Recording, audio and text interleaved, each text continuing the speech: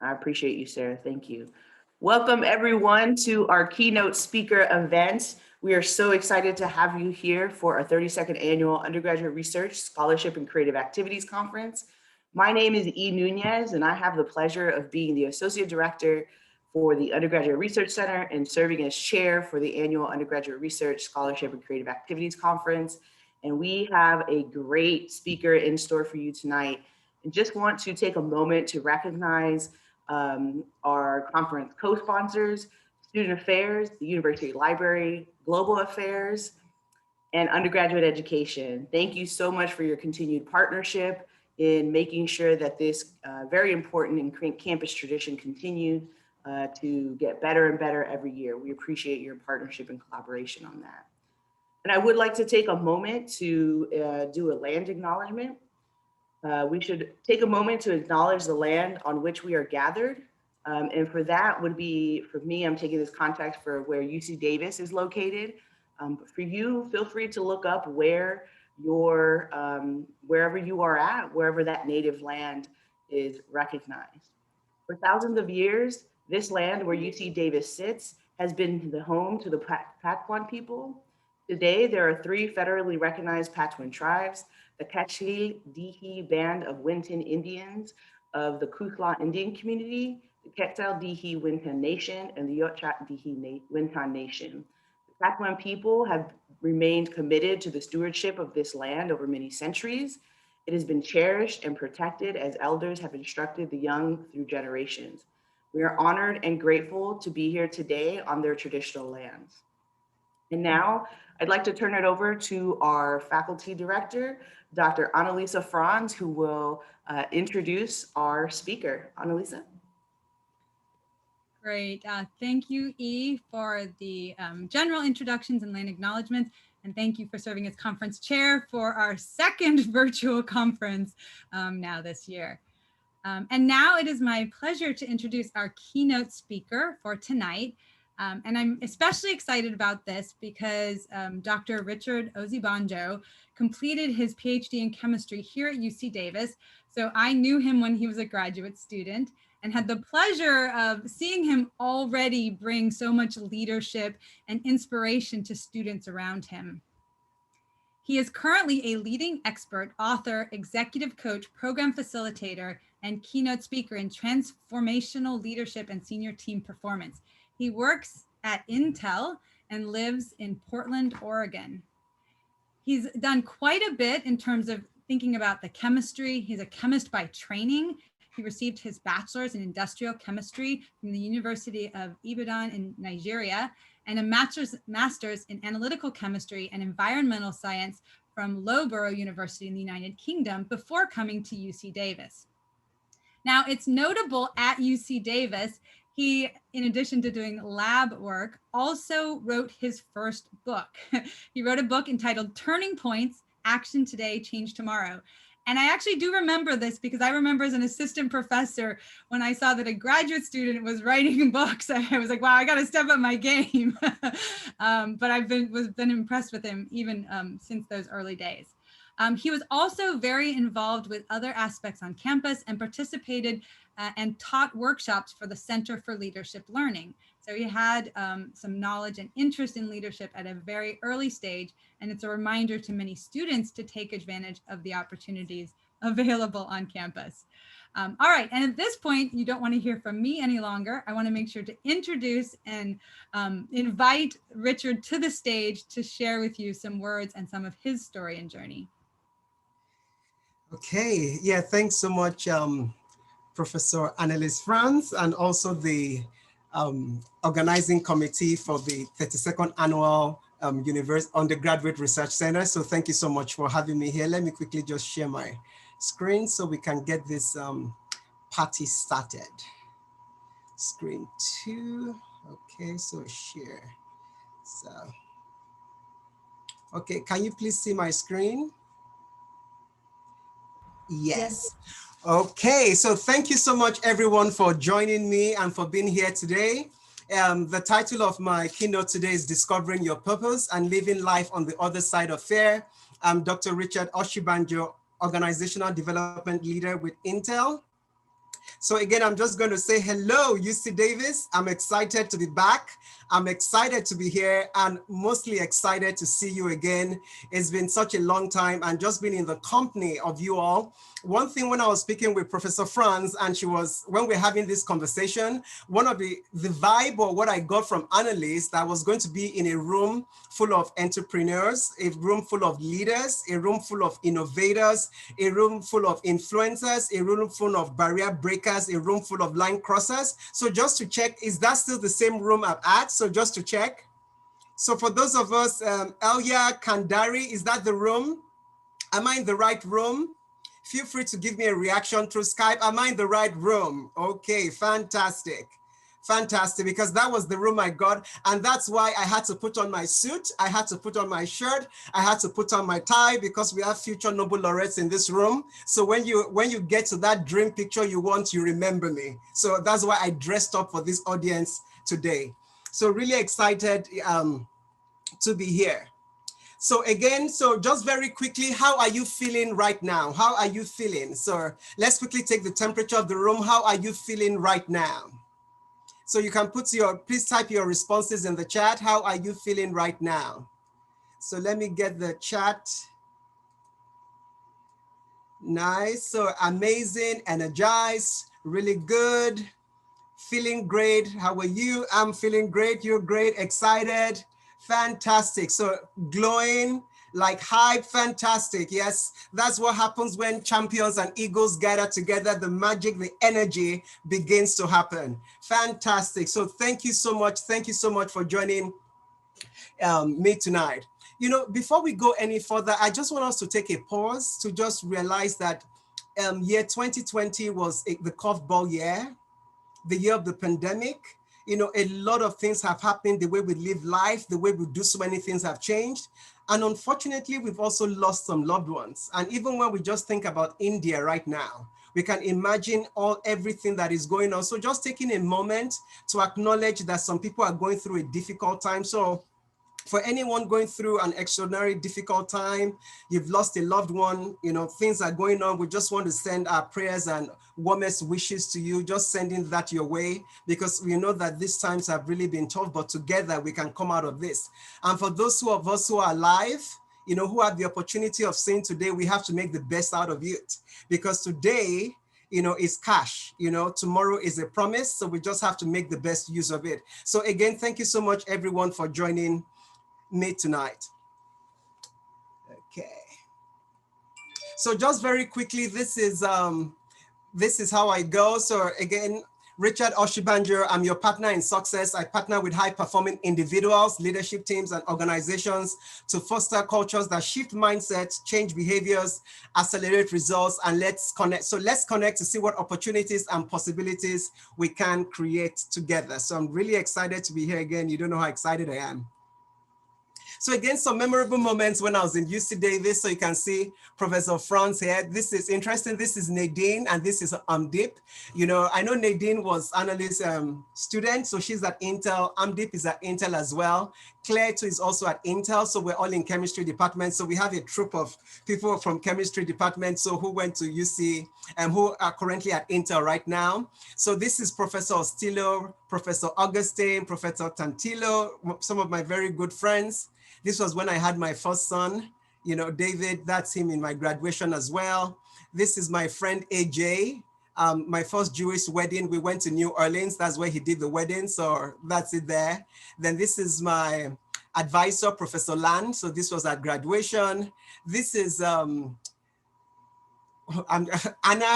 So this is Anna and Gavin. So Gavin was a friend of one of my former students when I was a TA. So I conducted their wedding as well. So this was their wedding. So, and this is Linda Katehi. So it was interesting. I was at the gym and, you know, Linda Katehi had just been maybe less than 30 days or 60 days, you know, at UC Davis. So I just ran into Linda Katehi at the gym. I said, hey, we're preparing a welcome party for our new students. It would be a great opportunity for them to welcome the first, you know, UC Davis, you know, female chancellor. I said, would you like to come? She said, sure. So that's how we had Linda Katehi. So, you know, I just took that bold step and there we go.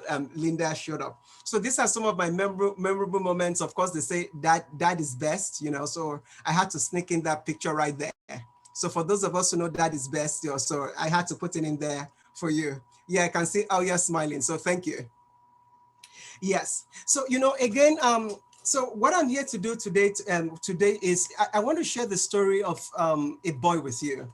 And this was a boy who had a gift, but this boy didn't understand what the gift was. He didn't even understand how to use this gift, because the environment he was living in, that gift wasn't really valued. So this boy, just was like, he never had the gifts, just put the gift up, wrap it up, dug it, however you want to put it.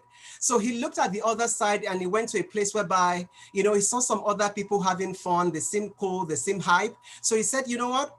Why don't I learn, how to play their game? Why don't I learn these skills? So this boy went to join this other group of people.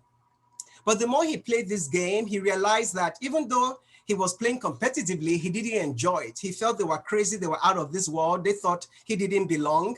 He felt, you people are crazy. So ultimately, he just said, but wait a minute, there was a gift that I have. I never really even made anything to do with this gift. Why don't I explore this gift? And that's how this boy started this 70-year journey. It was that journey of purpose to discover what this gift was about. The one thing I can tell you is that when this boy, went into this journey to discover his gift, one thing that eventually happened is that this boy is today an amazing, a husband to an amazing wife. He has 2 amazing sons. This boy today leads the leadership organizational development at Intel, an organization with over 19,000 people. This boy in that organization is accountable for half of Intel's revenues. This boy is coaching executives and leaders at the highest level. And that was the story of that boy who once had a gift that he buried it, but when he discovered and realized what the gift was, and that's what it happened to. The reason why I'm saying that today is this. Our stories are going to be different. Your path and my path, totally different. But I went through 15 years, that the 15 years of pain, sweat, blood, and tears I went through, you don't have to go through that, because I'm hoping that you can pick some of the principles of the things I learned as I went through my journey of purpose. And on that note, I would say that my story was going from the chemistry of things. My Ph.D. was in analytical chemistry. Now today I'm an HR leader, whereby I'm looking at chemistry of people and systems. So I'm still in the world of chemistry. I just like the people aspect of it just a little bit more. And it was the journey in terms of my wins and my learnings. And that's what I've come to share with you today. And for those of you who are wondering, like, yeah, he has a bachelor's, he has a master's, he has a PhD in chemistry. Why did he do that? My story will tell you why. And the first thing is, why don't we start from a definition of what is purpose? So just quickly into the chat, how would you define purpose? Like when I say purpose, what comes to your mind? So just very quickly in the chat, what comes to mind? Driving force, okay. We have a physicist in the house, a sense of being, intention, passion. Okay, anything else? Something that drives you but also has personal value, fantastic. Something that keeps you going, what keeps you going? Fantastic. My compass, I like that one, E. Okay, so a lot of good stuff's coming in. One particular one I do love, if you're going to Google, is that purpose is the reason for which something is done or created, or for which something exists. The reason for which something is done or created or which something exists. Another one I really love is the original intent for something's existence. So it's the why. And so in that story, just think of your iPhone. What is the purpose of an iPhone? Just very quickly. Just iPhone. Just very quickly. What's the purpose of an iPhone? Just very quickly, just one word in the chat: to communicate, talk. So when we look at the iPhone solves your communication problems. When I look at this stapler, right? What's the purpose of this stapler? It helps me to clip things and put papers together. When I look at my mouse helps me to navigate on my computer. The other thing again is that when we look at purpose, now let's go to jobs. Why do you go and see a lawyer? A lawyer helps to solve your legal challenges. Why do you go see a doctor? A doctor helps to solve your health challenges. Why do you go see a horticulturist? They help you to solve your landscaping issues. So we can begin to see that when we are talking about purpose, anything that is designed, created, whatever spectrum you stand, whether evolutionist or, on the other side of where you are, everything that is designed or made has a purpose. At Intel, we just don't manufacture anything just because. So, ladies and gentlemen, leaders of tomorrow, you are going to solve tomorrow's challenges and problems. If a chair has a purpose, if my iPhone has a purpose, right? My question to you tonight is, what is your purpose? And this thing is, when purpose is known, this is what you see. And one particular thing is when you know your purpose, you begin to feel, I was born to do this. You might not be able to explain it. You might not be able to put it into words, but you are really excited.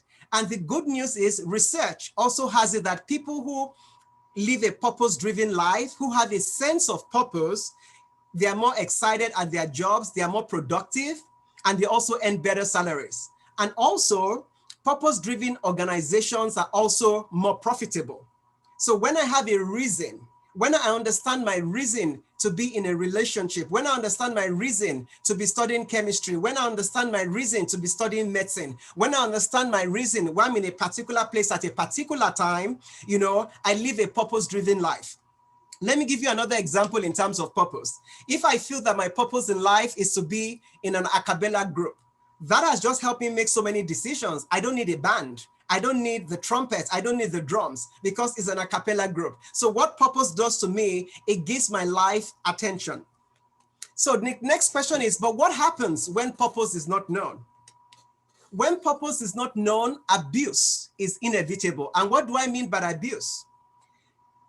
So where is this movie clip from? Can you put that in the chat? Does anybody remember where this movie clip is from?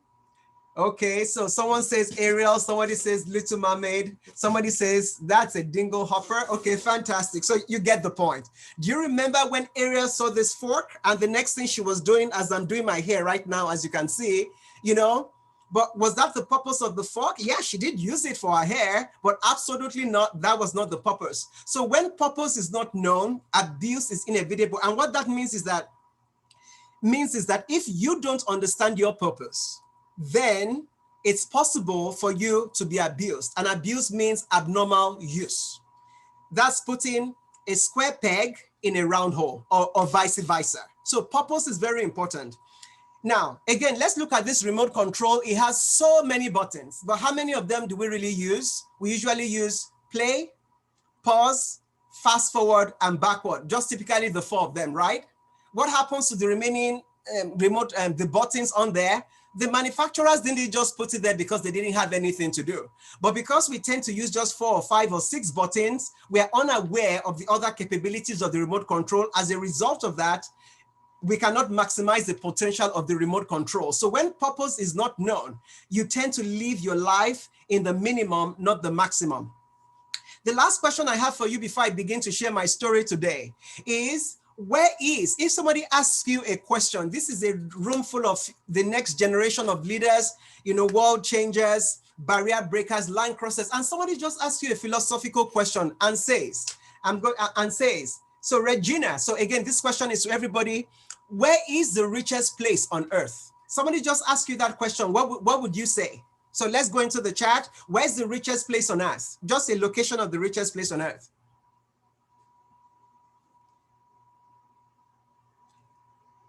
Okay, somebody say wherever you are. Okay, where you are happiest, fantastic. I love those answers coming in. My soul, okay. Okay, so well, thank you for everyone who has responded. Somebody's gonna say Dubai. Okay, so again, this is not a right or wrong question, but in this particular question I'm asking you, I have an answer for you. So the richest place on earth is not the diamond mines of South Africa. It's not the rich oil shores in, whether it's Kuwait or Saudi Arabia. The richest place on earth, ladies and gentlemen, unfortunately, is the cemetery. The graveyard is the richest place on earth because it is here that you find all the hopes and dreams that were never fulfilled, the books that were never written, the songs that were never sung, the inventions that were never shared, the cures that were never discovered, all because someone was too afraid to take that first step, keep with the problem, or determined to carry out their dream. That's a quote from Les Brown, that the richest place on earth is a place not too far from your neighborhood. A 6x6 ground because someone did not pursue their dreams. So when you do not live a life of purpose, that is what happens. There's a song in you that is not sung. And for a second, let's think about Amanda Gorman. How about if Amanda Gorman only recited her poems in the shower? How about if Amanda Gorman only wrote her poems and kept it in her book? That gift to the world would have been hidden, buried, and no one would have known it. And that's why your purpose, number one, take this with you, your purpose is not about you. Your purpose is not about you, because every gift you have is meant to be used as a blessing to other people. So Amanda Gorman could have recited her poems all she liked, but look at the impact that she made on that day of the inauguration and blessed millions of people because she shared it with the world. So your gifts and your purpose is not about you, it's to be a blessing to other people. So again, just a quick thing about me. I'm from Nigeria. In Nigeria, we have 200 million people. We are currently the 7th most populous nation in the world. By less than 2050, we'll be the 3rd most populous nation. By 2050, we're the most educated group in Texas. Nollywood, we've heard of Nollywood, Bollywood, Hollywood. Nollywood is actually is second to Bollywood. And also, if you don't have a Nigerian friend, this is your opportunity to find one and befriend them. Because if you've not tasted jollof rice, oh, you are missing quite a lot. You know, you're not ticking your purpose box if you've not tasted. So find a Nigerian friend. Don't tell them why you want to be their friend. Or if you have a Nigerian friend and you've not had jollof rice, okay, I'm seeing that that's an S, but it's meant to be a C. You know, if you've not had jollof rice yet, you need, to make that. Just if you have a friend who is Nigerian, just say, well, we need to have an intervention about our relationship here because I need to taste that. So quickly moving on. I told you the story of the boy who had a gift, but the boy wasn't sure of what his gift was, what to do about it, or even the environment to express that gift. So, my dad was one in 20-something children. My grandfather was a chauffeur. And when I say 20-something children, so let's just do a mind adjustment. It wasn't one person, it was multiple wives. So just saying. And, and anytime my granddad and my grandmother fought, my granddad always threatened my dad and said he wasn't going to pay for his school fees. But luckily, he was able to get through elementary school. My dad was smart, and from middle school, high school, all the way to when he did his Ph.D. in Birmingham University, he got a government scholarship. And one of the things that my father said was that he looked all around him and said, I don't want to live a life of poverty. And he discovered that the people who succeeded back in his time in Nigeria was that education was the escape route, out of poverty. So you see why I'm starting my story from that point of view. So, when I was younger, I really I wasn't really sure what I wanted to do. I thought of psychology, I thought of law, I thought of economics, but one thing my dad always told me was that he said, son, it's easy to first study science and go study the arts. People who start the arts, is very difficult to come a crossover. Again, my dad had a PhD, from England. He was a professor. My mom, accountant, she did part of her studies in England. I came from a very academic family. So, I didn't want to look, and if you wanted to look smart, is also either from the family or from the society, you needed to do sciences, engineering, medicine. So, I wanted to look smart. So, I ended up going for chemistry. The other thing was that, some might argue that, I'm closest to my dad. And, Nigeria is a developing country, as you may know. And I remember when I was on campus, my dad actually bought me a Mercedes. And, I just felt I owed my dad to make him happy. I felt I owed him a lot. I got a lot of things out of life many other kids did not have. So, making my father happy, making my father proud of me was something, that was along my journey. But what happened after that, I did my bachelor's at UI, like Professor Annalise said, I was in the top 10, 15% of my class. I went to the Loughborough University for my master's. I was the top 1% of my class. Came to UC Davis, and I got my PhD. I'm saying all this to say that I didn't go from chemistry to human resources or to leadership, not because I was struggling or I was failing. That wasn't the reason at all. That's the reason why I'm giving that. But one thing was, when I read this book, Go to Great, I kind of faced reality dawned on me. And I remember my mentor said something, that there are 3 things in life you must get right. First is where you spend eternity. The second one is your spouse. Then closely followed to that, your family. And the third one was your career. I said, okay, I've gotten the first 2 right, but this third one was kind of like a struggle for me. And at that point in time, I began to think, am I using my strengths? And I remember my father always saying that if I came back into this world, I'm going to study chemistry. And when I asked myself that question, that if I came back into this world, will I study chemistry? My answer was no. And I began to think, and I asked myself a question: whose dream am I living? Am I living my dream, or am I living my father's dream? I told you that earlier on, I wasn't sure what I wanted to do. I wanted to be cool. When I came to the realization of myself, I discovered I'd been telling myself a lie. I knew what I wanted to do. I just wasn't bold enough to pursue it, because this was a dream that kept coming to my mind. And at that point in time, my mind was made up. I had to do something about it. I was in a dilemma. What was I going to do? Again, I was in graduate school. I had my first son. My wife at the time wasn't working because of visa restrictions and all of that. I couldn't just pack up and say, hey, I'm not doing chemistry anymore. I didn't really have any other skills. So I had to be thinking about that. But one thing that day was set was, I knew where I needed to be heading, but I just needed to have a strategy to make it happen. So one of the things I did, like Annalise mentioned before, was my first book. And the chemistry aspect for me, it was an outer expression of my inner cry. I would go to a particular place and I'll tell people I'm in chemistry, and people would be like, either it was because of my personality, they'll say, oh, I thought you were in marketing, you're so people. And also, even many times when I was in the lab, I always wanted to talk, I wanted to joke. And the typical science folks, they had their AirPods and everything in their ears. They didn't want to have a conversation. I'm like, oh my goodness, what kind of people are these? Father have mercy. So, there was just a lot of things that were just going through my mind. So turning points was like, I can do something, I'm capable. And I felt like what I was doing, I was living below my potential. So that was my expression. So when Intel came along, I absolutely said yes. And also being an international student, the places you're able to work is very limited. But having a company like Intel that has currently over 100,000 people, there are many things you can do. So I said, definitely going for a multinational was going to be my best interest, because again, I knew that at some point I needed some other fields to explore, and working in a place like Intel was going to give me that. And that has absolutely, happened. How did I discover my purpose? I'm going to keep this concise. So in a nutshell, some certain things that helped me was this. When I look at potential, my potential is something I'm capable of becoming, but I haven't become yet. So for example, when I look at this seed, just pretend it's a seed. If you look at this apple seed, that's a potential, right? If I plant an apple seed, it becomes an apple fruit. So this apple seed has a tendency to become an apple fruit. So one of the things, we have a basketball court near our house. I've been practicing very regularly, but I'm still so terrible at it. So do I have the potential to join the NBAs? Absolutely not. So again, I need to be frank about what potentials, these are the gifts that I have. Once I identify my potentials, the things, the activities, I ask myself the second question: what are those activities that I do that bring me joy?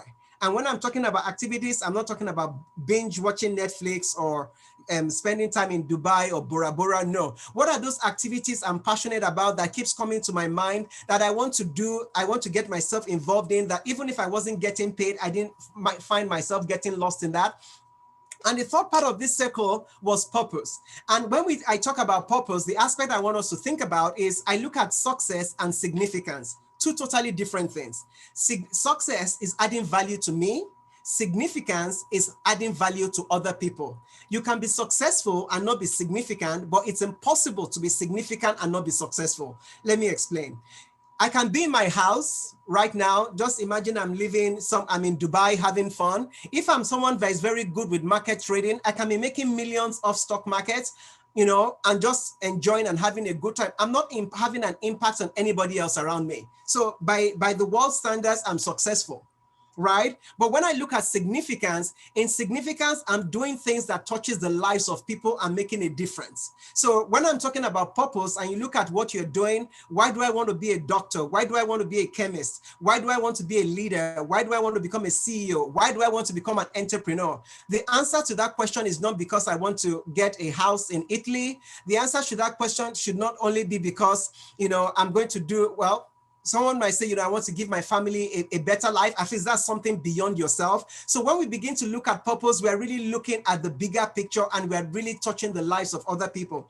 The other thing is as an introvert, as you can tell, I'm an introvert, right? You can tell, you know, so I'm not an introvert. So as you can tell, is I spoke to over 100 people, 150, 200 people, and I asked them, how did you discover your purpose? And the one thing I found was they kind of fell into 4 groups. The first groups were people who I call wanderers. They didn't believe in the concept of purpose. You know, these were people, they just lived their life, had a good time. They're here today, there tomorrow, you know. The other set of people, which I'll call explorers, and you can see explorers, they are searching for something. And when they find that thing, they kind of experiment. So when I look at my dad, when he was in middle school, he had a chemistry class and that was it. He loved it. And so once he found out, once he loved chemistry, he kept going. And when he saw he was enjoying it more, he just stuck to it. On the right-hand side, you have people you call predetermined. So in one form of it, I was initially predetermined. We have a family business. My father expected me to study chemistry. You know, some people are born into a family full of medicine. You have somebody who comes from a royal family. Your life is kind of pretty cut out for you. You really feel you don't have an option. And the last set of people are the people I call the early starters. Think about Serena Williams. They said she started playing tennis at age 3. I don't know how this happened, but if you go on Google, they say Tiger Woods started playing golf at 6 months. I don't know how that is happening. And even when you look at Simone Biles, I think when she was around the age of 6 or 8, she went to a particular gym. Somebody discovered her, saw her, and the rest of it is history. So for my story, I kind of went from a predetermined, living my father's dream, into exploring my gifts. And eventually when I found something I loved, I just stuck with it. So in a nutshell, we can't talk about purpose really in 20 minutes. It takes a larger time than that. Those were some things that helped me. So for my question to you is that when you look at your potential, you look at your passion and you look at your purpose, what is coming back to you? And your life work is something that is bigger than yourself. It's something that adds value to other people. It makes a difference in the world. And also it's not something you can achieve all by yourself as well. So in a quick nutshell, those were some things that I used, you know, to help me. And once we get to the Q&A, I'm more than happy to go in depth into any of these other things as well. So ladies and gentlemen, when you discover your purpose, that is the first step. Because as a scientific organization, as a research undergraduate center, you have to use your senses, use your eyes, looking all around you. What are the things that capture my attention? What are the things that get my energy? What are the things that get me excited? So when you want to start discovering your purpose, the first person you need to do research on is to do research on yourself. When you do a task, what are the things you love? What are the things you hate? Start taking note of them. At the end of the day, you want to start seeing what patterns are. What are the patterns am I seeing? Just like when you're doing data, you know, what are the patterns saying? You know, so that's kind of, so when I'm talking about looking for your purpose or your purposes, it's not, I'm not saying go and look for that one thing. You know, you want to look at your life, you know, 15, 20 years, 21, 22 years, 23 years, and begin to see what things are emerging. What story is that telling you? So for example, when I look at myself, I see myself as a person of influence. And how do I express that influence? I write, you know, on LinkedIn, I write on Forbes, you know, I do facilitation within Intel, I do executive coaching. All of these things is not just one thing, but is expressed in various ways. Now, so once we have gotten that dream, once you have that dream, I'm just going to close very quickly on this next steps. Once you have gotten that dream located and gotten that dream identified, there are 5 things I want you to take with you, 5. The first one is, I want you to dare to dream. What was that childhood dream you had that you have given up? Just like me, I had a dream. and I didn't think it could be expressed. I didn't think it was valuable. I didn't understand the word of it, so I buried it. Is there a dream that you've had that you have buried? I want you to dream again, and I want you to dream bigger. And when I'm talking about a dream you can achieve by yourself is not a big dream. Neither am I saying that a big dream is trying to be like Elon Musk. We are not comparing dreams, but just make sure that your dream is not something you can achieve by yourself. The second thing I want you to do is I want you to dare to believe. Dare to believe. So I have a quick question to ask you. When a lion sees an elephant, what does the lion see? Very quickly, because of our time. When a lion sees an elephant, what does dinner? Fantastic, I love that. Anybody else? What does he see? Food, fantastic, yes. We're keeping it going, fantastic. Anything else? One more. Opponent, fantastic. Okay, something big and intimate, bigger than itself, food. Okay, I like those answers. What does an elephant see when the elephant sees the lion? What does the elephant tell itself? Danger, okay, I love that. Run, okay, I love that. So again, let's just take those two things that have come in terms of danger and run. A lion sees an elephant and says food, and you know what the lion says? Too big to miss. And what does the lion do? It attacks. The elephant, though bigger than the lion, though stronger than the lion, says, oh my goodness, I'm food. What does the elephant do? The elephant runs. So what does that mean? That means that the picture of what you see in yourself determines the actions that you are taking. So when you look at yourself in the mirror, what do you see? Do you see beautiful? Do you see smart? Do you see the lawyer? Do you see the engineer? Do you see the entrepreneur? Do you see the innovator? Do you see the future Nobel Prize laureate? Or do you remember they said, I can't do it. I don't amount to anything. I don't think of what it takes. I'm black. What do you see? Because our mindset, what you think about yourself determines your future.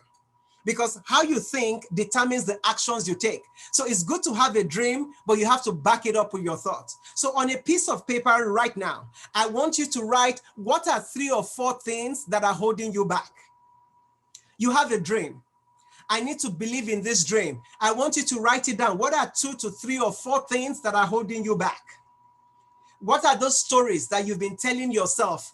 What are those stories you've been telling yourself that are not serving you well, that are keeping you within the mold, that are not helping you to go forward?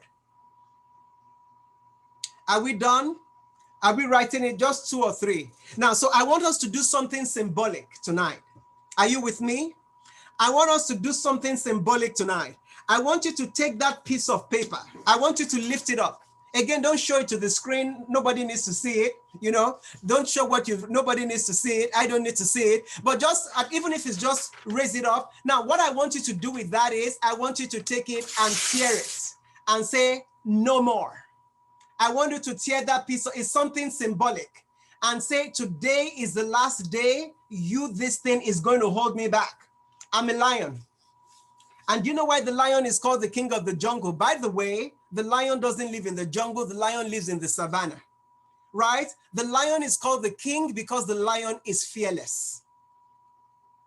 The lion is fearless. That's why the lion is called the king of the jungle. It doesn't let the size of the elephant intimidate him. So I don't know what your dream is, but dare to believe you have what it takes. You have the solution. You are not the problem. If Barack Obama listened to what people said and said, he will never have become president. He will never have tried. Remember that. No matter how good he was, if he didn't take that step, believing himself, it will never have happened. If Walt Disney did not believe in his dream, we'll not have Disneyland today. If Amanda Gorman did not have faith in the gift that she has, we'll not have that story today. The next thing I want you to take with you on this journey is dare to be you. The way you are is because of why you are. Nobody has your eyes. Nobody has your fingertips. Nobody has the way you look. Nobody sees the way you see them. You are unique. You are a 10. I don't care what people say. You see, when you look at myself, I'm like, I don't care what you think about me. I love me. God loves me. You have a problem with me. That's your business. I'm comfortable in my own skin. I'm comfortable with whoever I am. So you have to get to that point whereby you have to embrace your individuality and you have to celebrate your originality. No one else can do the things the way you can do them. So you have to be comfortable. You don't have to change. You don't have to be somebody else in order for you to be accepted. Hello, I was told when I was doing in my master's class, I was told that I wasn't smart. Guess what? Do you know what my revenge was? I was the best student in that class. And again, today, I don't use it. But that was my revenge. Like, your thought or perception of me is your opinions and not my facts. The other thing I'm going to say to take with you is dare to be rejection proof. Ladies and gentlemen, we have entrepreneurs in this house. We have successful leaders in this house. People are going to tell you no. People are going to tell you you are in the wrong room. People are going to tell you you do not belong on the table. But do you know what you should do? Do not let it stick. Put your Teflon on. Do not let it stick. About me, I don't let success stick and get to my head. Neither do I let failure stick as well. So if you are not being rejected, if people are not telling you no, you are not trying enough. So you have to get to it. When you know you are hearing a lot of no's, that's when you're trying. The last thing I'm going to mention is you got to do it afraid. You've got to do it afraid. You know, anytime you feel fear, my friend Peter Bregman says it's okay to feel the fear. When you feel the fear, that is when you know if you can feel it, you can get through it. So dare to do it afraid. Those who play it safe never achieve great things. They're always on the boat. They never walk on water. Last thing I'm going to say tonight is you have to dare to bring others along with you. In the Western world, people want to achieve and do things by themselves. They want to get the credit. Hello, nobody achieves anything great doing it alone. One is too small a number to achieve greatness. If you want to do great things, you have to bring others along with you. And that's where leadership is important. How do you influence people? Not you just forcing them or telling them. How do you get to walk through people? So for those of you who want to write research papers, who want to do great things, you have to be able to walk along with other people. You are going to have the introverts, the ambiverts, you're going to have the extroverts. How do I all work together with them? One is so small a number to achieve greatness. So we have to go along. We have to get along to move along. The other thing I'm going to say as a student is make sure you have mentors. When you stand on the shoulder of a giant, you see further. Who are your mentors? Who are the advisors? Who are the people speaking into your life? I told you to do 3 things that my mentor told me I had to be aware about, and that helped my life today. Who are the people you spend your time with? Somebody said, I will tell you a picture about your future. Just tell me the 5 people you are closest to. And that's a picture. The average of them is a picture of your future. So what's the 5 people closest to you, and you can predict what your future looks like. So number 1, dare to believe, dare to dream, dare to be you, dare to be rejection proof. People will reject you, but what? Remember, dare to be you. I love me, God loves me, you don't love me, well, that's your problem. Some people don't appreciate diamond when they see one. It's their problem, not mine. Okay, then the last thing is dare to bring others along. And the thing I want to close on with you tonight is this. I love this poem from Marianne. It's, okay, dare to do it afraid, we've covered that. Our deepest fear is not that we are inadequate. Our deepest fear is that we are powerful beyond measure. We ask ourselves, who am I to be brilliant, gorgeous, talented, fabulous? Actually, who are you not to be? It's our light, not our darkness, that most frightens us. Your playing small does not serve the world. There's nothing enlightening about shrinking so that other people won't feel insecure around you. We are all meant to shine as children do. It's not just in some of us. It's not just for the Richards. It's not just for the Professor and his friends, right? It's in all of us. It's in everyone. And as we let our light shine, we consciously give other people permission to do the same. As we are liberated from our fear, our presence automatically liberates other people. Ladies and gentlemen, if you want to get in touch with me, either on Forbes, I use my LinkedIn most often, so don't be a stranger, connect with me on LinkedIn, visit my website. I do a lot of in-depth courses. So once you visit my website, go to the CLG column. There's something on purpose. There's something on career breakthrough. Just register for them so I can have your details. And they are free. Free, by the way, it's my non-foundation and give back. And on that note, your best days are ahead of you. And I wish you the very best. This 32nd annual undergraduate research center. Thank you so much for having me out. I would not have been anywhere else in the world. Thank you so much. And on that note, I'm going to pass it on back to Annalise. Thank you, Richard. That was amazing. Exactly what I expected. This is exactly the person I remember even as a graduate student. Yeah, so you've been inspiring people for so long, and I'm so grateful that you could come and take time with us to inspire students and staff and faculty here tonight. So great, we do have time for questions, and I know that many of you have them. Dare to ask questions, dare to take advantage of the opportunity and learn as much as possible. Post your questions and we will try to read them, or if you have a longer question, just write question and we will call on you to unmute yourself. So, thank you.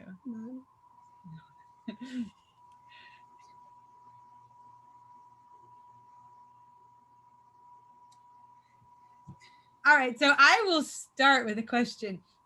So I feel like as a graduate student, you had the sense, you said you the quote, E put the quote in the chat about writing your book as an expression of yourself at that point. I want to hear more about that. Was a great step and just such an active step. What prompted that? And then to capture it all successfully in a book. Can you give us a little more information about that? No, again, and I'm not wearing any makeup tonight. I'm not trying to appear perfect or in front of you all because we're all human. One of the things that helped me, I'm a very achievement-oriented person, results-oriented person, but my research wasn't going as much as I wanted. But I just knew, and some of it wasn't, I would take risks, but there were just some certain things that it wasn't working out. Again, at the end of the day, I published a paper. I had another one in the works, but again, there were just some certain things, but I knew that I'm somebody who is able to do something. I'm results driven, I'm results oriented. And I just felt that that chemistry part of me just made me feel like a failure. And I just felt I needed to achieve something, so that was what came out of me. And these were the stories, these were the experiences I had. So I needed to produce something to say like, okay, Richard, you got a pulse. There's nothing wrong with you. So that's kind of where it came out from. Yeah. Great, thank you. Yeah, I think it's very interesting because I think I've seen that in myself. I know a lot of students express this, like, you're taking that one class where you're not doing as well, or your research isn't going as well. And so like you have a separate project or a separate thing that brings you satisfaction. And I think it's so important to combine those things and know that, especially if one thing needs more time and attention or isn't the right passion for you, you still have other things that you can follow. So thank you for sharing that. Okay, I do see some questions coming in. Wonderful. Okay. Now there's a lot of questions. I have to look really quick. And I love Metzley has dared to disturb the universe. All right. Thank you. All right. So Anna had a question about if you have any tips for students that are interested in being international students outside of the US. So I think traveling to do their work outside of the US. So I wouldn't have as much. The reason being is, when you come from Africa, Nigeria, everybody always assumes that, you're that immigrant who wants to stay over, and we kind of need visas for everything, so it's always difficult. But one of the things I've always known from my friends who have gone abroad, they typically worked in their career centers, and that really helped, because when you go to, depending on where you want to go, making sure that your school has a lot of connections there would definitely help, and in terms of security and all of that. So yeah, coming from where I am, not as much on that front. Great, thank you. And I will mention, we have a great global affairs office who are co-sponsors of this conference. And so we do have a lot of great opportunities. So students should check that out, and faculty and staff as well. All right, and then Lolita's asking, I think, a really important question on behalf of many of us. Did you ever experience imposter syndrome? And if so, how did you overcome it? No, thank you. That's a good question. And yes. I won't say I've 100% overcome it, because, okay, so again, look at my story. Somebody who Ph.D. chemistry, I didn't study the traditional HR background, but today I'm advising, I'm a coach to some of the most senior leaders at a Fortune 500 company, for people who are managing billions of dollars, right? I'm not the person but I'm coaching them, I'm advising them and helping that. You are kind of, at the back of your mind, they can be asking you, so have you been the GM of an organization of 10,000 people before? If they ask me that question, my answer will be no. So, but the one thing I do have though, is when it comes to the aspect of organizational development and leadership, I'm the expert. I'm the expert by virtue that I have more time to spend on this subject than you. So I have to believe in myself because let me tell you one secret. There's something called the law of power. People do not only respect those who are the same level as them or those people they can look up to. So when you want to influence somebody who is senior, you have to come across that you're on the same level, because if you don't, then they're just going to take you as a fly on the wall. And you just need to be confident in yourself. And my confidence, it's okay to make mistakes, right? It's okay to make mistakes. I'm not trying to prove who I am to anybody else. So, and that's one thing that helps me. So I address every situation case by say, but again, like one thing that Amanda Gorman said, which I also do, you have to have your own internal stories. When you are feeling incompetent, what story do you tell yourself? What is the inner? Nobody needs to hear somebody saying, oh, you don't deserve to be here. You are black. You're not good enough. You're not good looking. Begin to tell yourself, I'm a 10. I have what it takes. I'm a barrier breaker. I'm a line crosser. I've done it in the past. I've done it before. I have results. And in this situation, I'm going to do it again. Activate your self-talk. So it's going to always come, but counter it with the stories you tell yourself. Thank you. That's very inspiring and hard to remember at times, but I think super nice to keep telling ourselves over and over.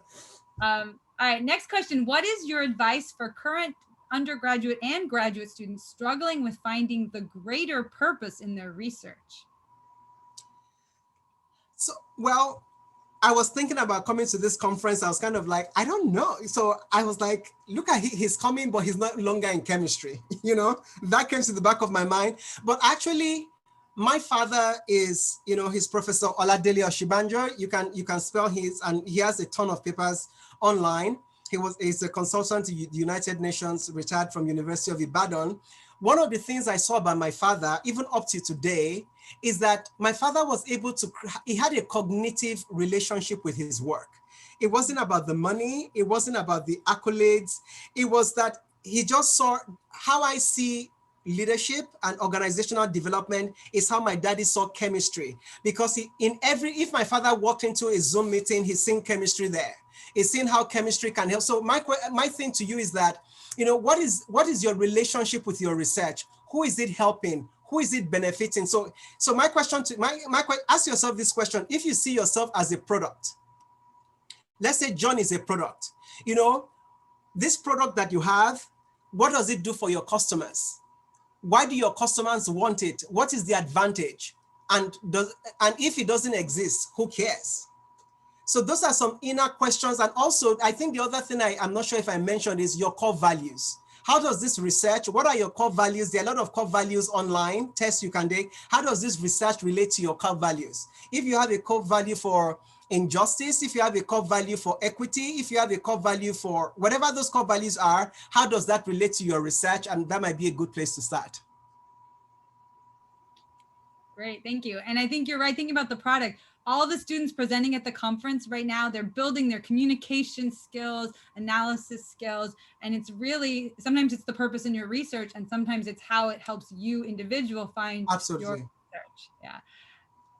All right, great. And so Emmanuel asked the question, did you try to look for a chemistry-related job or anything else before joining Intel?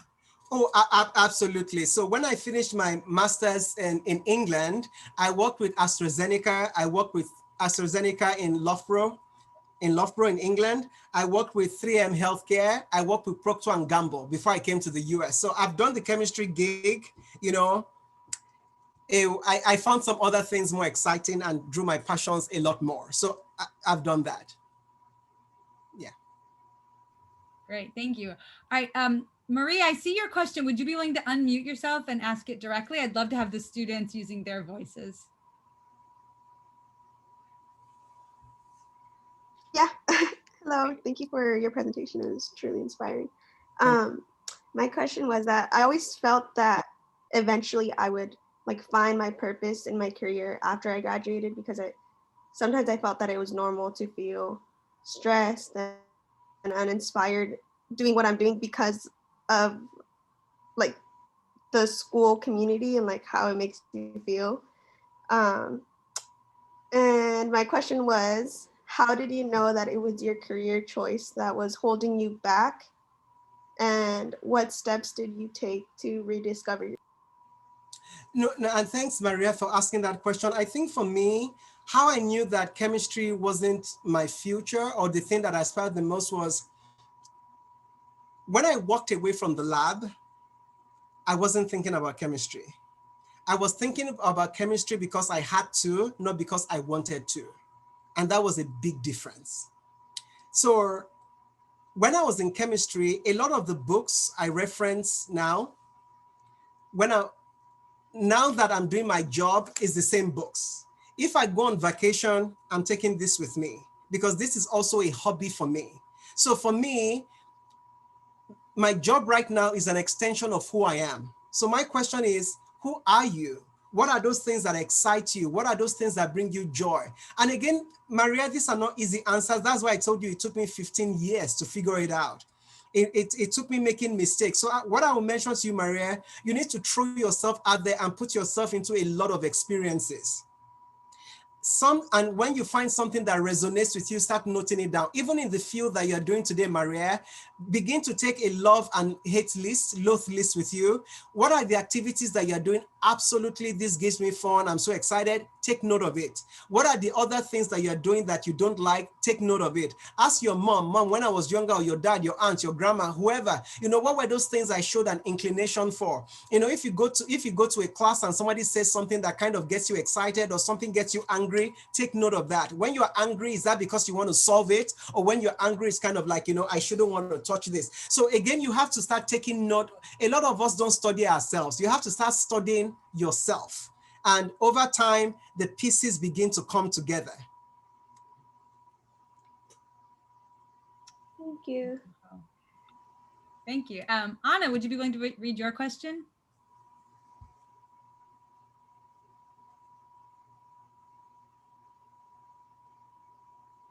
Hi. Yes, sorry, I was struggling.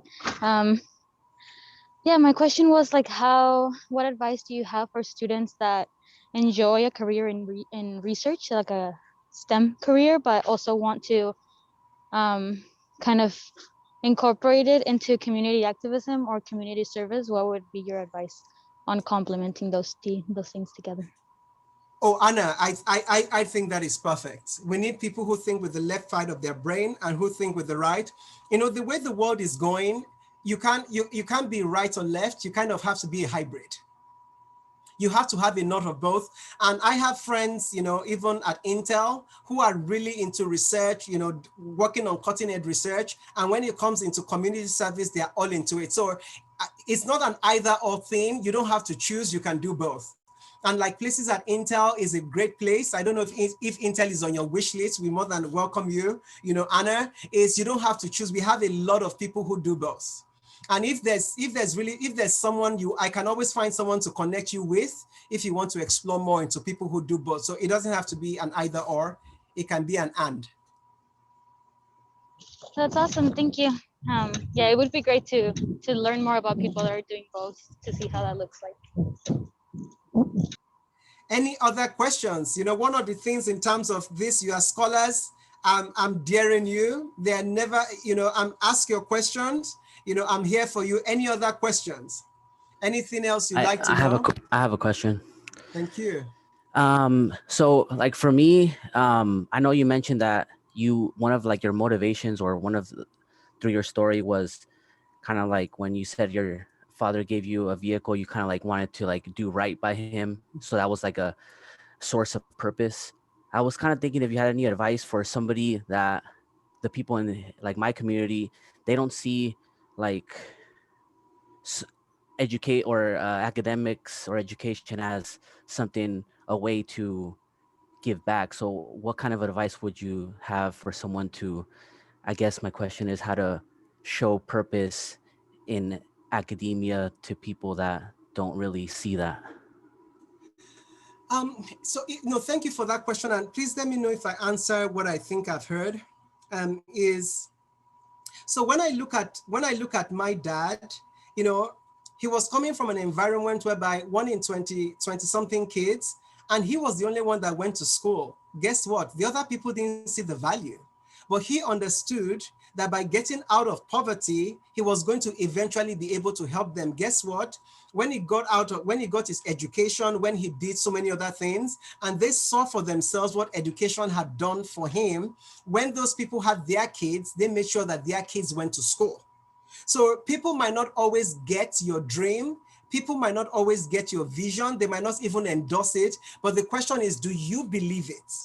If you believe it, you got to hold on to it. And so, you know, it got to, and even when my dad, you know, did all those things for me, but one thing is, I had to live my own life. You know, I had to, you know, one of my friends at Intel was telling me that there are a lot of people at Intel, when their parents die, they have a career crisis because the only reasons why they did those things was because of their parents. You know, but, you know, ultimately, you know, even ultimately when I left, you know, one day when my dad came visited me from Nigeria, I said, Dad, I've gotten a PhD. I've made you happy. I have to live my own life. You know, I'm sorry I'm getting emotional, but I told him because I love my dad. But I said, I have to live my own life. I'm sorry, Dad. You know, I have to because I've been struggling. You know, but ultimately my dad said, son, I wanted you to be happy. I didn't want you to be someone who was jobless in life. That's the only thing I want for you. And if you truly believe you are going to be successful in this, you know, you have my blessing. You know, I'm happy he gave me his blessing, but even if he didn't, my mind was made up, you know, that I was going to, and even if I did not succeed, right, at least I was going to try. So. Yeah, thank you. That was insightful. Hello, Richard. I have a question too. I was wondering if you could share with us like any, I guess, public figures or maybe somebody in your personal life that you looked up to when you were younger, like around, I don't know, in your early 20s.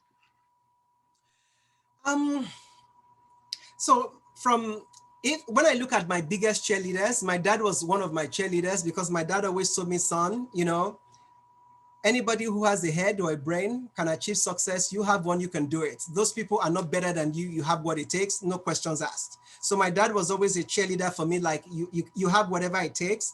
You know, there's another man, his name is called Mr. Oshikunle. You know, he's somebody else who also was he was one of the leaders of the biggest banks in Nigeria at the time. He was very inspirational.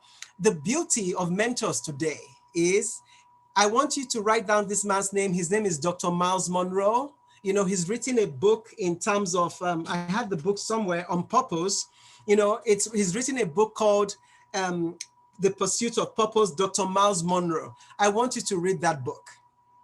You know, so those are people, whether it's Les Brown, so even if it's, so whoever your mentors are, there are so many books. So you have different categories of mentors, the people you can connect with and see, but even people that you can learn from their books, their podcasts. So those are the kind of two mentors, you know, our advice that you have. And of course, you have your professors as well. You have someone like, you know, Professor Franz. These people have gone ahead to anyone who has been where you want to be, you know, learn from them. And there are two things you can learn from people: what to do and what not to do.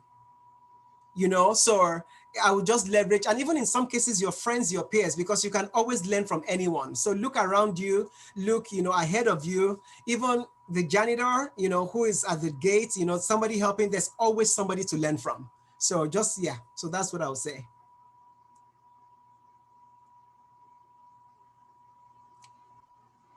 Any other question? Leaders? I have a question. Okay. Hi, Richard. Hi. Dr. Osibanjo, it's nice to meet you. I appreciate this talk. My question is, for me, I've noticed that as I keep going with education, it's starting to become more like more white people, and I'm wondering how you overcame that, because I know that there's not, like, for me, like in my lab right now, I'm the only Mexican, and which is fine, but I'm just wondering, like, does it get easier, or because a lot of my classmates are also have been And imposter syndrome also is also a thing. So what advice could you give? No, did you say, is that Maria? No, this is Nayeli.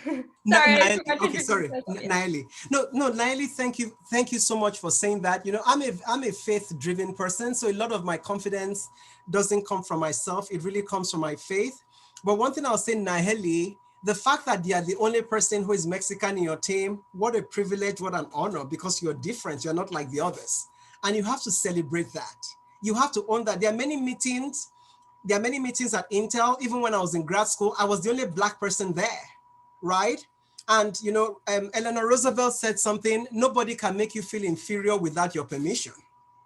So you have to first remember the story of the lion and the elephant. How do you see yourself, Nali? You know, when you think about yourself and see yourself in the mirror, even if you're the only Mexican there, then you can be the baddest, you can be the best, you can be the most influential, that people look up to you. People want to be like you. People want to say, what does Naole think? So don't limit yourself by where you're from, what you look like, your surname, your last name. Like I said at Intel, I speak to some of the most senior executives at Intel, and most of the time, the only Black guy in the room. You know, so one of the things is, but again, I don't say this publicly, but I'll say to this group, my inner mantra is, I love me. God loves me. You got a problem with me. It's your problem, not me. I'm not the problem, because I'm fine. I'm fine. So, excuse me, sir. So can we get on that issue? Because, so again, you're a person of value. And one thing so one thing I want to share with you, let's look at this dollar bill. Again, they say don't do this at home for disclaimers. I don't know if this is legal or not. That's what I'm saying. So this is educational purposes. Let's look at this dollar bill. If I do like this, you know, I step on it, I sneeze on it, I do all sorts of things to it. Ladies and gentlemen, has this dollar bill lost its value? No, it's still a dollar. It probably might not go inside a vending machine because it's now rough. But other than that, it's still a dollar bill. So regardless of your past, where you come from, you have value. So people might tell you you're not good enough, you still have value. So never let your value be dependent on what that people think of you or not. So now you're a woman of value, you're a woman of influence, you have what it takes, and I'm wishing you the very best. And I'm looking forward, when you write those papers, when you win those awards, make sure you send me a note and say, yes, I did it. I'm looking forward to that. It's still cash, yeah. Thank you so much, Dr. Osibanjo. Thank you.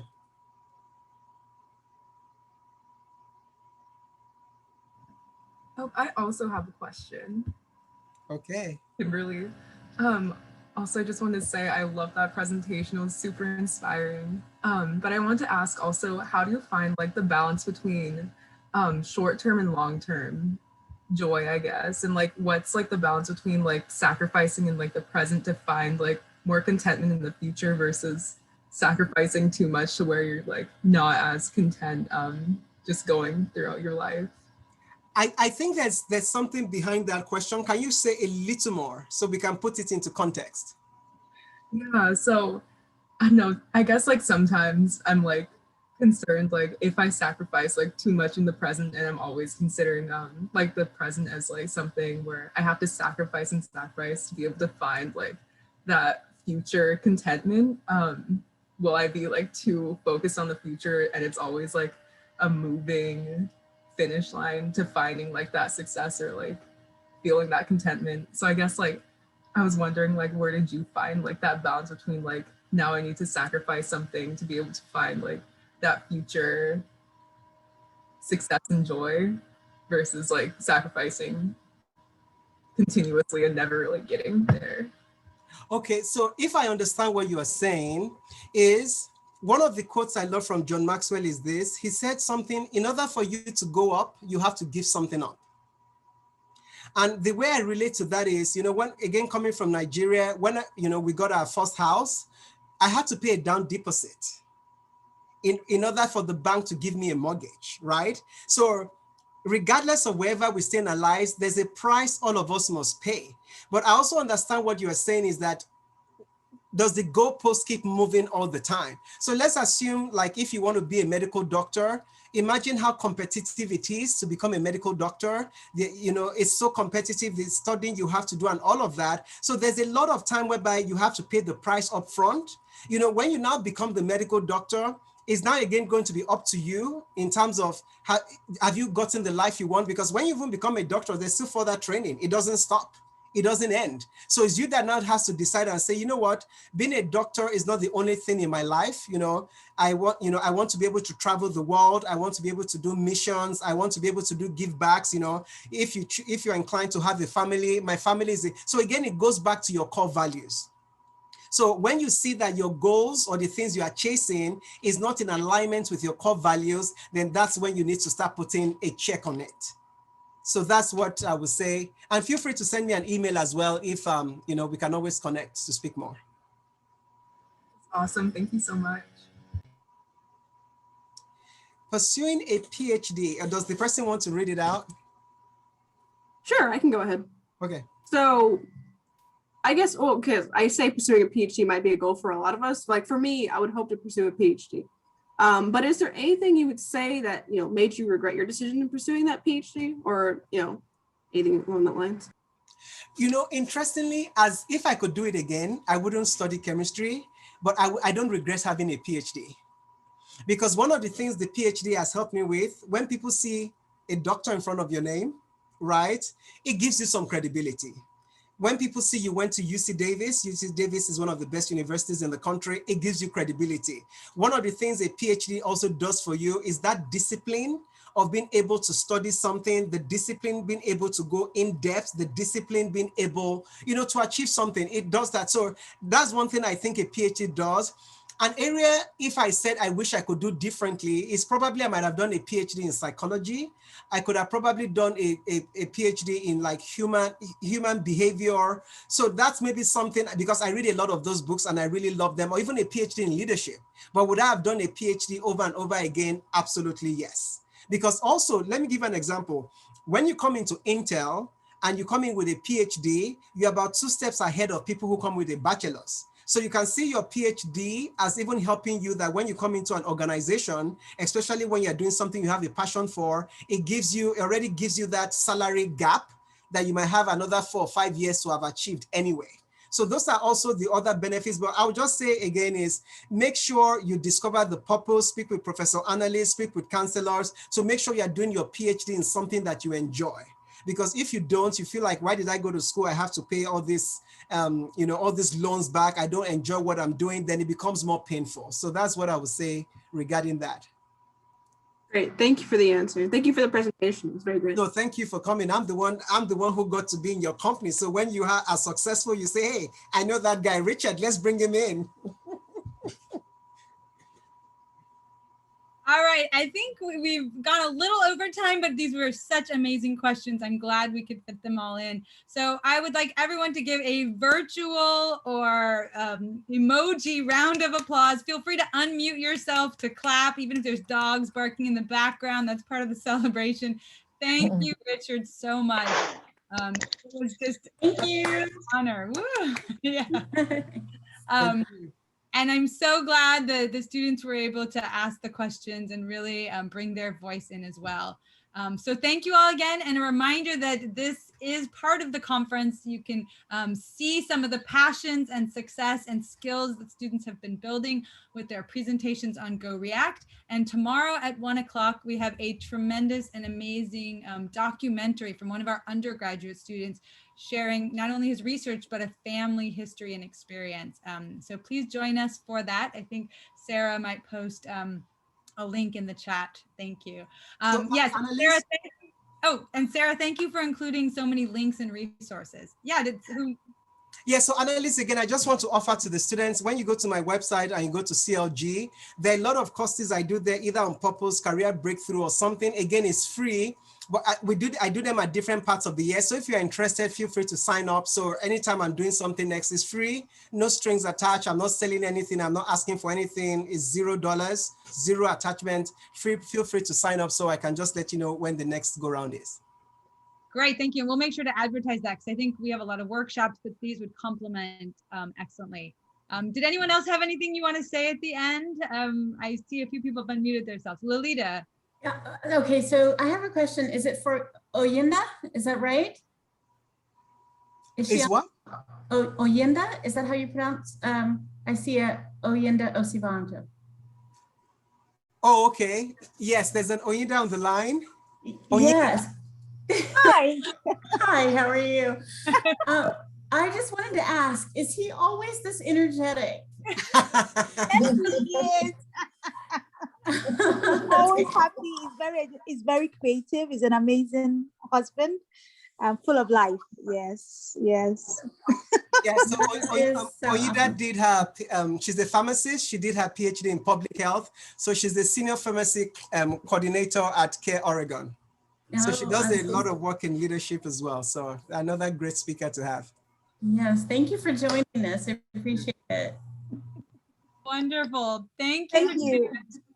Yeah. All right. Well, I know I would love to keep going on for hours, but I think we do need to wrap up. Thank you again, Richard, for your time. Thank you to all the students and staff and faculty who joined us. And I'm so glad we have a recording to share this. I know there are some people who couldn't be here and they're going to really appreciate the opportunity to hear these inspiring words. So thank you again. And I look forward to seeing Richard, you hopefully in the future sometime soon, and the rest of you on campus and at other conference events. Okay. Good night. Okay, bye.